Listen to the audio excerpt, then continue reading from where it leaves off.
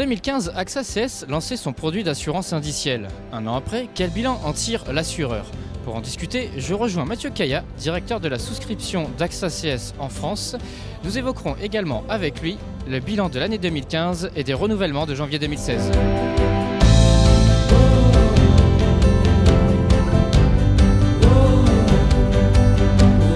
Mathieu Caillat, bonjour.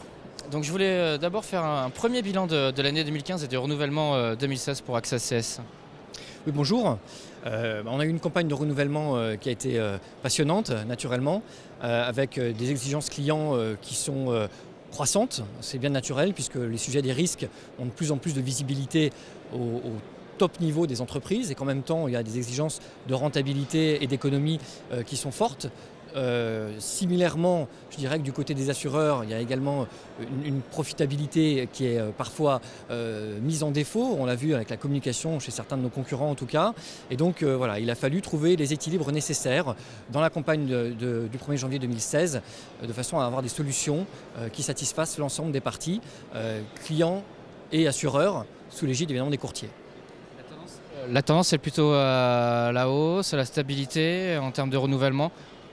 Alors en fait, on a un marché qui a été assez éclaté, avec de manière générale une tendance qui est plutôt baissière, mais je dirais que c'est une tendance qui cache en fait des disparités assez grandes par géographie, par ligne d'activité et même sur certains types d'activités. Donc on a un marché qui en général n'a pas été baissier dans son ensemble, a su montrer des baisses dans certaines lignes d'activité là où la sinistralité récente avait été un peu plus clémente, et je pense par exemple aux catastrophes naturelles qui ont un petit peu moins frappé ces dernières années, et au contraire des réactions un petit peu plus fortes sur des secteurs plus exposés où la sinistralité récente a montré qu'un niveau de prime supérieur était justifié. Alors quels sont ces secteurs qui sont plus exposés? Est-ce que vous voyez la montée en puissance de nouveaux risques d'entreprises qui demandent de nouvelles couvertures d'assurance pour de nouveaux risques justement? Alors effectivement, l'évolution de l'activité économique, des technologies et simplement l'évolution sociétale crée un certain nombre de nouveaux risques ou alors accentue beaucoup un certain nombre de risques qui pouvaient exister déjà par ailleurs. Il y a évidemment le risque cyber qui est un risque très important. C'est un risque qui a été discuté depuis longtemps entre les assurés et les assureurs avec les courtiers, et je dirais qu'il y a eu un véritable décollage de ce marché en 2015.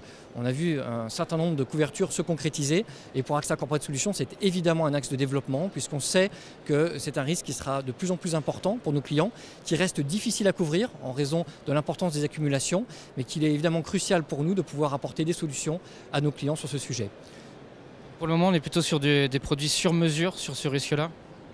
Alors effectivement, les différentes compagnies d'assurance ont développé des solutions. La difficulté, c'est qu'ensuite, il faut pouvoir créer un marché. On sait que quand on parle de risques avec des expositions en dizaines, voire en centaines de millions, il est indispensable de pouvoir s'appuyer sur des mécanismes de coassurance, de réassurance, et qu'il faut pour ça trouver une certaine cohérence, une certaine logique, une ligne directrice dans les couvertures qui sont octroyées. Ça a mis un petit peu de temps à se mettre en place, c'est bien naturel car chaque assureur a sa philosophie, son expertise, sa vision des choses. Et je crois que nous atteignons aujourd'hui un bon niveau de convergence qui permet, via des structures en coassurance et des montages en ligne, de donner des capacités d'assurance qui sont assez significatifs.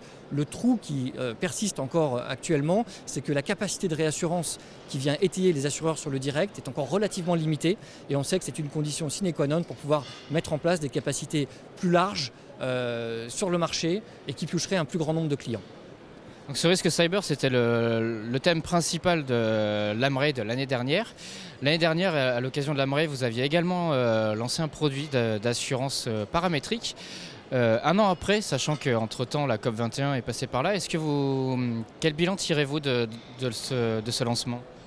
Alors effectivement, l'assurance paramétrique a été lancée avant la marée de l'année dernière, avant la COP21, c'est bien naturel, mais on observe une tendance au développement forte.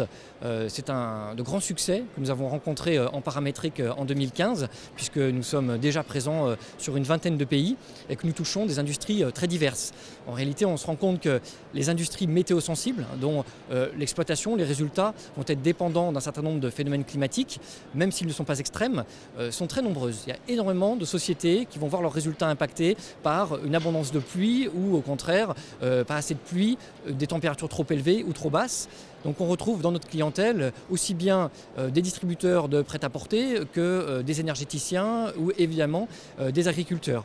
Et je crois que ce qui est intéressant avec l'assurance paramétrique, c'est cette grande variété d'applications et de pouvoir offrir des couvertures qui vont au-delà de l'assurance traditionnelle qui vient indemniser un dommage. Là, on offre quelque chose de supplémentaire, un outil de gestion d'un risque qui est de plus en plus important. Évidemment, on l'a vu, ça a été souligné pendant la COP21. On l'a observé également cet hiver avec des températures complètement atypiques, que le changement climatique est une réalité, que son ampleur semble vouloir s'accroître au-delà même de ce qui était prévu et qu'il est donc nécessaire pour tous les acteurs qui peuvent être météo-sensibles de trouver des solutions adaptées de manière à ne pas subir les conséquences de ce changement climatique. Mathieu Caillat, merci. Quant à moi, je vous retrouve très vite pour une nouvelle vidéo au cœur des 24e rencontres de l'AMRAE.